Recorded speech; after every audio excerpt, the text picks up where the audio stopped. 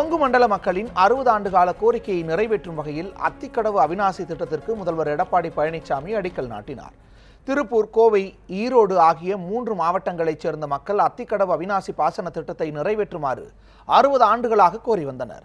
இதற்காக பலகட்ட போராட்டங்களும் நடைபெற்று வந்தன. இந்த நிலையில் இந்த திட்டம் இறுதி செய்யப்பட்டு 1652 கோடி ரூபாய் மதிப்பீட்டில் செயல்படுத்தப்படும் என தமிழக அரசு அறிவித்தது. அதன்படி திருப்பூர் மாவட்டம் அவிநாசியில் நடைபெற்ற விழாவில் அத்திக்கடவு அவிநாசி திட்டத்திற்கு முதல்வர் பழனிசாமி அடிக்கல் நாட்டியுள்ளார். சட்டமன்ற உறுப்பினர்களையும் மாவட்ட ஆட்சித்தலைவர் உள்ளிட்ட அரசு அதிகாரிகள் பல்வேறு தடுப்பணைகள் கட்டும் திட்டம் என்று பல திட்டங்களை மாண்பு முதலமைச்சர் அவர்கள் அறிவித்து பொதுப்பணித்துறையின் மூலமாக வைத்திடுமாறு பணிவோடு கேட்டுக்கொள்கிறோம்.